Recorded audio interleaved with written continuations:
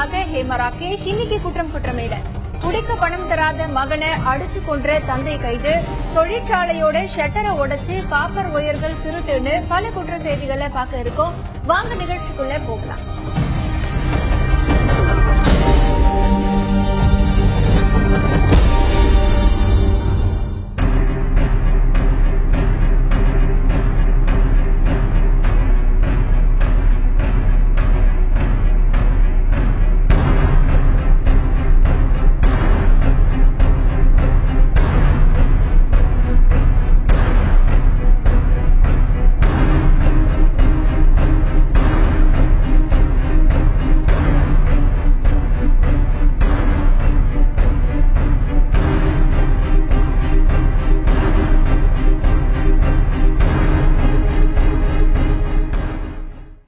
இந்த கொள்ளை எங்க நடந்தது, எப்படி நடந்ததுன்னு இந்த நிகழ்ச்சியோட இறுதியில பாக்கலாம். முதல்ல செய்திகளை பார்க்கலாம். நகைக்கடை உரிமையாளரை கொலை பண்ணிட்டு பல லட்சம் ரூபாய் மதிப்பிலான தங்க நகைகளை கொள்ளையடிச்சிட்டு போனவங்களை பத்தி தனிப்படை போலீசார் தீவிரமா தேடிட்டு வராங்க. ராஜஸ்தான் மாநிலத்தை சேர்ந்த ஹிராராம் அப்படிங்கிறவரு சென்னை விருகம்பாக்கம் வேம்புலியம்மன் கோவில் தெருவுல நகை அடகு கடையை நடத்திட்டு வந்தாரு. இந்த நிலையில கடையில ஹிராராம் தனியா இருந்தப்போ உள்ளே புகுந்த மர்ம நபர்கள் அவரை சரமாரியா தாக்கிட்டு பல லட்சம் ரூபாய் மதிப்புள்ள நகைகளை கொள்ளையடிச்சிட்டு போயிட்டாங்க.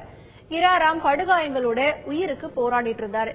இதை பார்த்து அவருடைய பையன் ஆனந்த் ஹிராராம் மருத்துவமனையில அவரை சேர்த்திருக்காரு. இத பத்தி வழக்கு பதிவு பண்ண போலீசார் தனிப்படை அமைச்சு கொள்ளையர்களை தேடிட்டு வராங்க. இந்த நிலையில சந்தேகத்தின் பேர்ல ரவி அப்படிங்கிறவரை பிடிச்சு போலீசார் விசாரிச்சாங்க. 8 மணி போல கடைக்கு போயிருந்தேன். நான் எதர்ச்சியா தான் போயிருந்தேன். உள்ள பார்க்கும்போது அவர் வெட்டுப்பட்டு இருந்தாரு. ரொம்ப ரத்தம் போயிருந்தது. ஸோ லாக்கர்லாம் எல்லாத்தையும் கிளீன் பண்ணி எடுத்துட்டு போயிட்டாங்க. ஸோ உடனே நாங்கள் அதெல்லாம் பார்க்காம ஷிஃப்ட் பண்ணிட்டோம் சூர்யா ஹாஸ்பிட்டலில். ஐசியூவில் இருக்காரு, ரொம்ப கிரிட்டிக்கலாக இருக்காரு. கம்ப்ளைண்ட்லாம் ரெஜிஸ்டர் பண்ணியாச்சு.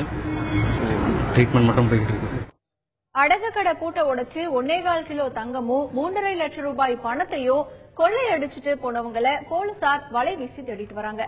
தஞ்சாவூர் மாவட்டம் கும்பகோணம் அடுத்த நரசிங்கன்பேட்டை கடை வீதியில ராஜா அப்படிங்கிறவரு சொந்தமா அடகு கடையை நடத்திட்டு வராரு.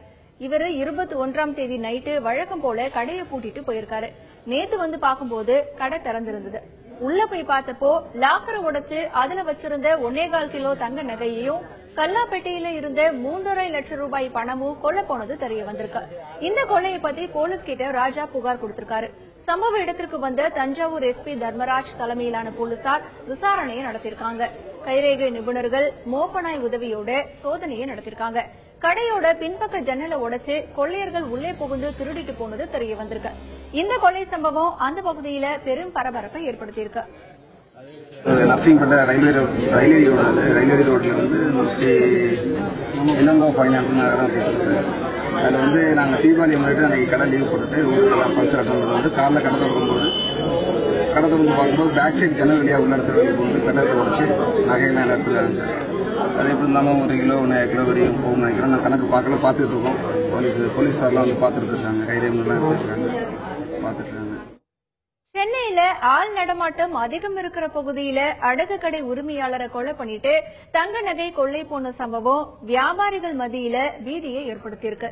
இது போன்ற சம்பவங்களை தடுக்கணும்னா நகை கடை உரிமையாளர்கள் என்ன பண்ணணும் அப்படிங்கறத பத்தி தங்க நகை வைர வியாபாரிகள் சங்க தலைவர் ஜெயந்திலால் ஜெயின் என்ன சொல்றாரு அப்படிங்கறத கேட்கலாம். இப்போ சமீப காலமா பாத்தீங்கன்னா வட்டிக்கடையில வந்து பாதுகாப்பு என்பது ஒரு பெரிய சவாலா இருக்கு. அப்படிப்பட்ட சவால்களை எதிர்கொள்வதற்கு அரசோ அல்லது காவல்துறையோ ஒரு பொறுப்பா இருந்தாலும் அதை செய்யக்கூடிய மிகப்பெரிய பொறுப்பு அந்த கடையை நடத்துபவர்களுக்கு உண்டு. அவர்கள் பொதுமக்களுடைய பொருளை வந்து அடகு வச்சு அதுக்கு பணம் தராங்க. ஆனா அவங்க கொடுக்கிற பணத்தை விட வாங்கி வைக்கிற பொருளுடைய மதிப்பு வந்து மிகவும் அதிகம். அதனால அது பாதுகாக்கப்பட வேண்டிய பொறுப்பு வந்து கடைக்காரர்களுக்கு நிச்சயமா உண்டு. பொதுவாகவே ஒரு கடை நடத்துறவங்க அந்த கடையில வந்து கண்காணிப்பு கேமரா கண்டிப்பாக பொருத்தப்பட வேண்டும். அதே மாதிரி இரவு நேரங்களில் வந்து கடையை சாத்திய பிறகு இரவு நேரங்களில் வந்து அந்த கடைக்கு வெளியே ஒளிவிளக்கை வந்து கண்டிப்பா வந்து எரிய வைக்கணும். அதனால என்ன ஆகும்னா சமூக விரோதிகள் அல்லது குற்றம் செய்ய இருப்பவர்கள் அந்த கடைக்கு முன்னாடி எந்த ஒரு தவறுகளும் செய்ய முடியாத அளவுக்கு இருக்கும். அதே மாதிரி தொடர்ந்து அந்த ஏரியால நிறைய கடைங்க இருக்குன்னு சொன்னால் ஒரு 5-6 கடைங்க இல்ல 8 கடைங்க 10 கடைங்க சேர்ந்த மாதிரி ஒரு வாட்ச்மேன் கூட வைக்கலாம். ஒவ்வொரு கடைக்கும் ஒவ்வொரு வாட்ச்மேன் வைக்கிறது வந்து சாத்தியமில்லாத ஒரு செயல். அது மாதிரி ஒரு 8-10 கடைங்க சேர்ந்த மாதிரி ஒரு வாட்ச்மேன் வச்சு அவங்க இரவு நேரங்களில் அப்படியே ஒரு ரவுண்ட்ஸ் வந்துட்டே இருந்தாங்கன்னா அதுவும் ஒரு பாதுகாப்பா இருக்கும். அதே நேரத்தில் அந்த கடையில் வந்து பகல் நேரங்களில் வந்து கடை நடத்துபவர்கள் தங்களுடைய பாதுகாப்பு பொட்டகத்தை வந்து வாடிக்கையாளர்கள் கண்ணில் படாத அளவுக்கு ஒரு மறைப்பான ஒரு இடத்துல தான் வைக்கணும். அவங்க என்ன பண்ணான்னு சொன்னா, நகையை மீட்க வரும்போது வாடிக்கையாளருக்கு எதிரிலவே அந்த நகையை எடுக்கிறதும் வைக்கிறதும் இருந்ததுன்னா குற்றவாளிகளுக்கு வந்து அது ஒரு சாதகமான நிலைமை. ஓஹோ, இந்த இடத்துல தான் பொருளை வைக்கிறாரு, இப்படிதான் எடுக்கிறாரு, இப்படிதான் பூட்டுறாரு அப்படின்னு சொல்லி. அதே மாதிரி பாத்தீங்கன்னா பாதுகாப்பு பொட்டகம் வந்துட்டு மிகவும் பலம் வாய்ந்த ஒரு பொட்டகமா இருக்கணும். சாதாரண பீரோல வைக்கிறதுலாம் கூடவே கூடாது. அதற்கு ஒரு ஸ்டாண்டர்ட் இருக்கு. பெரிய நல்ல நிறுவனங்கள் உற்பத்தி செய்யக்கூடிய சிறந்த பாதுகாப்பு பொட்டகத்தை வந்து வங்கியில எப்படி பாதுகாப்பு பொட்டகம் வச்சிருக்கணும் அதே மாதிரியான பாதுகாப்பு பொட்டகத்தை வந்து அவங்க வச்சிடணும். இப்படி எல்லாம் செய்யும்போது தவறு செய்பவர்கள் தவறு செய்யாத அளவுக்கு தூண்டக்கூடாத அளவுக்கு நம்ம வந்து வச்சுக்கணும். இதை வந்து இவங்க வந்து அனுமதி தரது வந்து வருவாய்த்துறை தான் அனுமதி தராங்க. வருவாய்த்துறை இதை வந்து கட்டாயப்படுத்தப்பட வேண்டும். அதாவது உங்களுக்கு வந்து நாங்க லைசன்ஸ் தரோம், இந்த லைசன்ஸ் கொடுத்தோம்னா நீங்க கண்டிப்பா வந்துட்டு கண்காணிப்பு கேமரா வந்து பொருத்தப்பட வேண்டும். அந்த கண்காணிப்பு கேமரா 24 மணி நேரம் இயங்கும் விதமாக இருக்க வேண்டும். அதே மாதிரி கடைக்கு வெளியே வந்து நீங்க கண்டிப்பாக லைட் எரியப்பட வேண்டும். இப்படிப்பட்ட பாதுகாப்பு பொட்டகத்தை தான் நீங்க பயன்படுத்த வேண்டும். அதுக்கு ஒரு ஸ்டாண்டர்ட் இருக்கு. இது மாதிரி ஸ்டாண்டர்ட் இருக்கிற எந்த ஒரு கம்பெனியும் நீங்க வாங்கிக்கலாம். அப்படிங்கிற மாதிரியான வந்து அவங்க மேண்டேட்டரி அதை கொண்டு வரும் பட்சத்தில் தான் பாதுகாப்பு என்பது ஒரு நிரந்தர சொல்லாவே இருக்கும். அது வந்து மக்களை வந்து மக்களுடைய பணத்தை வந்து எந்த விதத்திலையும் வீணாக்காது. ஏன்னா அடகு வைக்கிறவங்க அடகு வாங்கி வச்சுட்டு பொருள் திடு போயிடுச்சுன்னா அதில் அடகு வச்சவங்க எல்லாருடைய மனசு வந்து ரொம்ப வேதனையா இருக்கும். அப்படிப்பட்ட ஒரு செயல் செய்யக்கூடாதுன்னு சொன்னால் இது மாதிரியான ஒரு நிர்பந்தப்படுத்தப்பட வேண்டும், இல்லை கட்டாயப்படுத்தப்பட வேண்டும். அதை கண்காணிப்பதற்கு காவல்துறை வந்து முன் வர வேண்டும். காவல்துறை வந்துட்டு ஓரளவுக்கு நல்லா செய்துட்டு இருக்காங்க. இருந்தாலும் நிச்சயமா வந்துட்டு ஒரு கடையில கேமரா இருக்கான்றது அந்தந்த ஏரியாவில் இருக்க காவல்துறை வந்துட்டு இது பண்ணணும். அதே மாதிரி கடைக்காரங்களும் தங்களுக்கு சந்தேகமா உள்ள நபர்கள் யாராவது இருந்தாங்கன்னா அவங்க உடனடியாக காவல்துறைக்கு வந்து தகவலும் தெரிவிக்கணும். இப்படி எல்லாம் செய்யும் பட்சத்தில் மட்டும்தான் பாதுகாப்பு வந்து ஒரு நல்ல ஒரு விஷயமா இருக்கும். கடைக்காரர்கள் வந்து கண்டிப்பாக அது ஒன்றும் ஒரு பெரிய அளவே இல்லை. ஒரு 10-12,000 ரூபாய் இல்லை 15,000 ரூபாய் ஆகும் கண்காணிப்பு கேமரா என்பது. அந்த கண்காணிப்பு கேமரா பொறுத்துட்டு ஏதாவது தவறு அவங்களையும் மீறி ஒரு தவறு நடக்கும் பட்சத்தில் காவல்துறை வந்து கண்டுபிடிப்பதற்கு அந்த கண்காணிப்பு கேமரா வந்து ஒரு சிறந்த ஒரு இதுவாகவே இருக்கும். அங்க கண்டிப்பா கண்காணிப்பு கேமரா வைக்கணும்.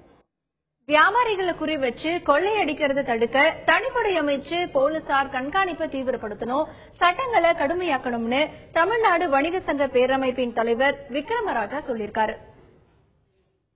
பெரிய அளவிற்கு ஒரு மக்கள் நடமாட்டம் உள்ள பகுதியிலே மாலை வேளையிலே ஒரு கடை உள்ளே வெட்டி கொலை செய்யப்பட்டிருக்கிறார் என்ற செய்தி வணிகர் மத்தியிலே பெரிய அதிர்ச்சி ஏற்படுத்தியிருக்கிறது. குறிப்பாக வணிகர்களில் நாம் கடைகளை அடைத்துவிட்டு வீட்டுக்கு செல்ல முடியுமா என்ற நிலைப்பாடு சந்தேகங்களை எழுப்பியிருக்கிறது. இது உண்மை.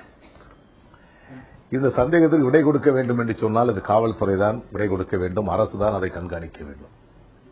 குறிப்பா இது போன்ற சம்பவங்கள் ஏறக்குறைய ஒரு 10 மாதங்களுக்கு ஒரு ஆண்டுக்குள்ளாகவே நெற்குன்றத்தில் இதே நிலை, கடை உள்ளே வெட்டி போட்டு அவர் அங்கே உயிரிழக்கக்கூடிய சூழல் ஏற்பட்டது. பல்வேறு மாநிலம் தழுவிய நேற்று கூட கும்பகோணத்தில் ஒரு முன்னாடி சுவர்களை உடைத்து உள்ளே நுழைந்து பொருட்களை அள்ளி செல்வது. ஏற்கனவே கரையாஞ்சாவடியிலே பூந்தமல்லி அருகில் கரையாஞ்சாவடியிலே ஒரு கடையை முழுமையாக சோறு தோலை போட்டு அகற்றப்பட்டது. இதுவரை அந்த குற்றவாளி பிடிக்கப்படவில்லை. இன்று அந்த கடை நடத்தியவர்கள் கூலி வேலைக்கு செல்லக்கூடிய ஒரு அவலத்துக்கு தள்ளப்பட்டிருக்கிறார்கள். இது தொடர்ந்து பல்வேறு இடங்களிலே தொடர்ந்து நடைபெற்றுக் கொண்டு வருகிறது. குறிப்பாக வணிகர்களை குறிவைத்து தாக்கிக் கொண்டிருக்கிறார்கள். ஆகவே இந்த சூழலில் இருந்து வணிகர்களை காப்பாற்ற வேண்டும் என்று சொன்னால் காவல்துறை ஒரு தனிப்படை அமைக்க வேண்டும். எப்பொழுதுமே அது 24 மணி நேரமும் சூறாவளி சுற்றுப்பயணத்திலே எந்தெந்த பகுதியில் இந்த மாதிரி போன்ற கடைகளை புள்ளி விவரங்களை அவர் கையிலே வைத்துக் கொள்ள வேண்டும். இப்ப அநேகமாக பல்வேறு அநேக இடங்களிலே நாங்கள் இந்த சிடிஸ் கேமரா பொருத்தப்பட்டிருக்கிறது. இந்த இடத்திலும் கூட இன்னும் உடனடியாக இந்த கேமரா பொருத்துகின்ற வேலை இன்னும் ஓரிரு தினங்களிலே தமிழ்நாடு வணிகர் சங்க பேரமைப்பு வழிகாட்டுதல் பேரிலே அந்த லோக்கல் சங்கம் வேளாச்சேரி மிருகம்பக்கம் வியாபாரி சங்கம் அதை நடைமுறைப்படுத்த இருக்கிறார்கள். இது பல்வேறு இடங்களில் நாங்கள் நடைமுறைப்படுத்திக் கொண்டிருக்கிறோம். ஆனாலும் குற்றவாளிகள் என்பது நாம் எந்த அளவுக்கு அவர்களை பிடிப்பதற்கு ஒரு கேமரா மூலமாக ஒரு அதிகப்படியான நடவடிக்கைகள் எழுகின்ற பொழுது அவர்கள் அதைவிட அதிகமாக போய் இன்னைக்கு குற்றங்கள் செய்வதற்கு தயாராகிட்டு இருக்கிறாங்க. காவல்துறை இந்த குற்றவாளிகளை இந்த திருட்டு வழக்கில் சம்பந்தப்படுகின்றவர்கள் 3 நாள் 2 நாளை மேல ஜெயிலில் இருக்கிறது இல்ல, வெளியில் வந்தவுடன் அதே வேலைதான் செஞ்சுக்கிட்டு இருக்காங்க. இதற்கு நிரந்தர தீர்வு காணப்பட வேண்டும் என்று சொன்னால் சட்டம் கடுமையாக்கப்பட வேண்டும். அந்த கடுமையாக்கக்கூடிய சட்டம் நடைமுறைப்படுத்த வேண்டும். இதுதான் உண்மை. குடிக்க பணம் தராததுனால பெத்த பிள்ளைய கொலை பண்ணவரை போலீசார் கைது பண்ணிருக்காங்க. வேலூர் மாவட்டம் ஆம்பூர் அடுத்த ராமச்சந்திரபுரம் பகுதியைச் சேர்ந்தவர் ஐயப்பன். கட்டிட தொழிலாளியான ஐயப்பனுக்கு வாய் பேச முடியாத கார்த்திக்னு ஒரு பையன் இருக்காரு. ஐயப்பன் தினமும் குடிச்சிட்டு வந்து வீட்டுல தகராறு பண்ணுவாருன்னு சொல்றாங்க. இந்த நிலையில தன்னோட பையன் கார்த்திக் கிட்ட ஐயப்பன் குடிக்க பணம் கேட்டிருக்காரு. ஏற்கனவே அளவுக்கு அதிகமா குடிச்சிருந்ததுனால பணம் தர கார்த்திக் மறுத்ததா சொல்றாங்க. இதனால ஆத்திரமடைஞ்ச ஐயப்பன் குடி போதையில தன்னுடைய பையன் கார்த்திக்க கட்டையால அடிச்சிருக்காரு. இதுல தலையில அடிபட்டதுனால கார்த்திக் சம்பவ இடத்திலேயே இறந்து போயிட்டாரு. பையன் இறந்து போன விஷயம் தெரிஞ்சதும் ஐயப்பன் அங்கிருந்து தப்பிச்சு போயிட்டாரு. கார்த்திகோட சடலத்தை கைப்பற்றிய போலீசார் பிரேத பரிசோதனைக்காக ஆம்பூர் மருத்துவமனைக்கு அனுப்பி வச்சிருக்காங்க. தப்பிச்சு ஓடிய ஐயப்பனை போலீசார் வளைச்சு பிடிச்சு கைது பண்ணிட்டாங்க. குடிக்க பணம் தராததுனால பெத்த பிள்ளைய அப்பாவே அடிச்சு கொலை பண்ண செய்திய பார்த்தோம். குடி போதையில இருக்கிறவங்க இது போன்ற செயல்ல ஈடுபட என்ன காரணம் அப்படிங்கறத பத்தி மனநல மருத்துவர் என்ன சொல்றாரு அப்படிங்கறத கேட்கலாம்.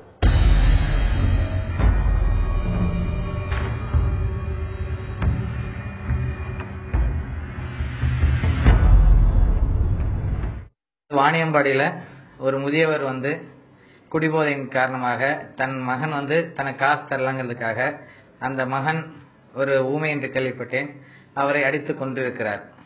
சோ இது காரணம் பாத்தீங்கன்னா பல விஷயங்கள் இருக்கலாம். குடிபோதை இப்ப இந்த காலத்துல மக்கள்கிட்ட ரொம்ப பரவிட்டு இருக்கு. இளம் வயதுல இருந்து வயதானவர்கள் வரைக்கும் குடிபோதைக்கு அடிமை ஆயிடுறாங்க. ஆரம்பத்துல என்னன்னா குடிபோதை ஒரு சாதாரண பழக்கமா தான் மாறுது. எப்பயாவது மாசத்துக்கு ஒரு 5 நாளைக்கு ஒரு ஃபங்க்ஷன்ல குடிக்கிறாங்க. நாளாக அந்த குடிபோதை அவர்களை ஃபுல்லா ஆட்கொண்டு விடுகிறது. அதனால என்ன ஆகுதுன்னா குடி இல்லாமல் அவங்களால இருக்க முடியல. காலையில் எழுந்த உடனே 4 மணிக்கு 5 மணிக்கு முதல் வேலையா எப்படி நம்ம பெட் காஃபி குடிக்கிற மாதிரி அவங்களுக்கு போய் உடனே ஒரு மதுக்கடையை திறந்து சாராயம் எடுத்து கொஞ்சம் குடிச்சாதான் அவங்களுக்கு நல்லா இருக்கும். அந்த மாதிரி ஸ்டேஜுக்கு வந்துடுறாங்க. இதுதான் அடிக்ஷன்ங்கிறோம். இந்த மாதிரி ஸ்டேஜுக்கு வரப்ப அவங்களால குடி இல்லாம இருக்க முடியாது. சோ குடிக்கலன்னு வச்சுக்கோங்களேன், அவங்களுக்கு கை கால் நடுக்கும், பயம், பதட்டம், எடுக்கணுங்கிற ஒரு எண்ணம் வரும். இல்லைன்னா சில டைம் ஃபிட்ஸ் மாதிரி கூட வரலாம். சோ இதனால இந்த பழக்கத்துக்கு அடிமையானவர்கள் எப்படியாவது குடிக்கணும். அதனால நிறைய பேர் வீட்டுல திருடுறது, கோவப்படுறது. உதாரணத்துக்கு பாத்தீங்கன்னா சிலர் அவங்க அக்கா அவங்க அம்மாவோட நகையே அடிச்சு போட்டு எடுத்துட்டு போய் குடிப்பாங்க. அது அடிமையாயிடுறது. நாளாக இந்த குடிபோதையானது அவர்கள் மனநிலையும் மாத்தி விடுகிறது. அப்ப என்ன ஆகுதுன்னா சொந்தக்காரங்களே ஒரு எதிரிகள் மாதிரி பாக்குறாங்க. உதாரணத்துக்கு வீட்டுல மனைவியோ குழந்தையோ அப்பாவோ யாராவது காசு தரலன்னா அவங்க நமக்கு விரோதி, நம்ம குடிபோதையை நிறுத்த பாக்குறாங்க, அவங்க நமக்கு எதிராக ஏதோ செய்யறாங்க, சதி செய்யறாங்கிற மாதிரி என்ன வரும். நாளாக அதுவே ஒரு மனநோயாகவும் மாறுகிறது. சோ இப்படியான குடிப்பழக்கம் ஆரம்பத்துல ஒரு பழக்கமாக ஆரம்பிச்சு நாளாக அவங்க மனதையும் பாதிக்கிறதால மனநோய்க்கு ஆட்கொண்டுறாங்க. அந்த மாதிரி டைப்ல தான் அவங்களால என்ன செய்யறாங்க ஏது செய்யறாங்கன்னே தெரியறது இல்ல. அந்த வெறித்தனமான ஒரு இதனால மகனையே கொலை பண்ணிடுறாங்க, அம்மாவையே கொலை பண்ணிடுறாங்க. சிலர் பார்த்தா சொந்த மனைவி இல்ல தாய் தந்தைகளை கூட கொலை பண்ற நிலைமைக்கு வந்துடுறாங்க. இந்த மாதிரி ஒரு மன நோய்க்கு வரும்போது அவங்க சிலர் பாத்தீங்கன்னா காதுல குரல் கேட்கற மாதிரிலாம் இருக்கும், யாரோ பேசுற மாதிரி, கூப்பிடுற மாதிரி, சந்தேகம், யாரை பார்த்தாலும் பார்த்தா மனைவியே சந்தேகப்படுவாங்க. உதாரணத்துக்கு ஆரம்பத்துல குடிபோதையில இருக்கவங்க சாதாரணமா குடிச்சிட்டு இருப்பாங்க. பின்னாடி பாக்குறப்ப அவங்க மனைவி சொல்லுவாங்க, இப்பெல்லாம் கொஞ்ச நாளா என் கணவர் என்ன சந்தேகப்படுறாரு, நீ யார் கூட பேசணும்னு கேக்குறாரு. அப்படிங்கிறப்ப அவங்க என்ன ஆகுது, அந்த மனநோய்க்கு ஆட்கொண்டுறாங்க. உதாரணத்துக்கு சைக்கோசிஸ் அப்படின்னுவோம்.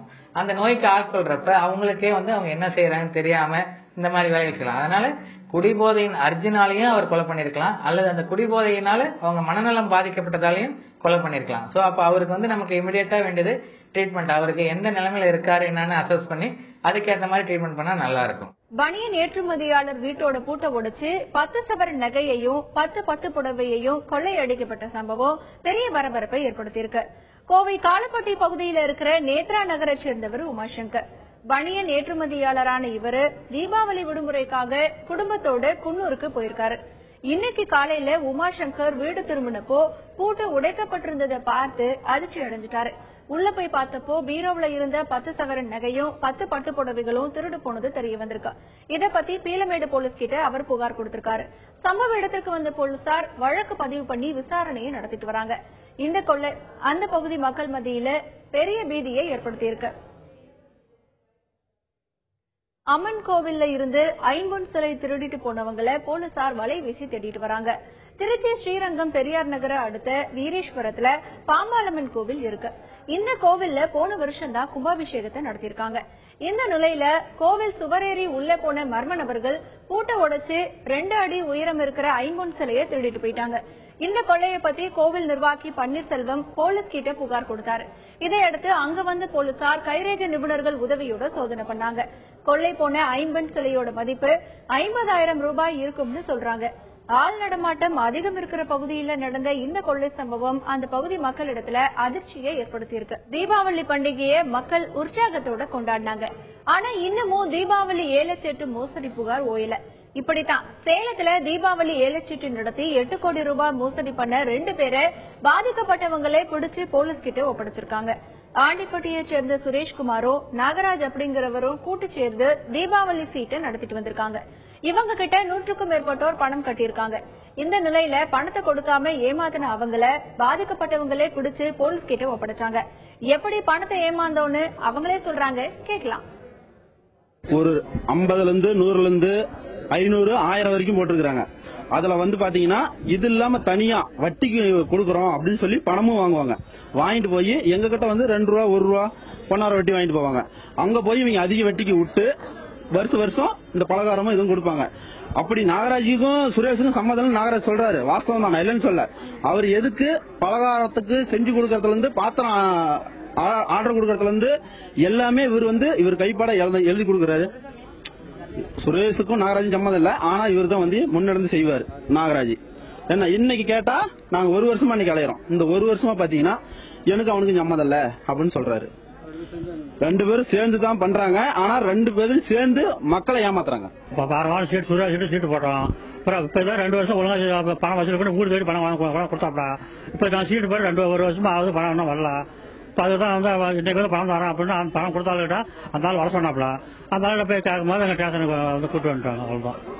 நிகழ்ச்சியோட தொடக்கத்துல பார்த்த காற்றுக்கான செய்தியை இப்ப பார்க்கலாம்.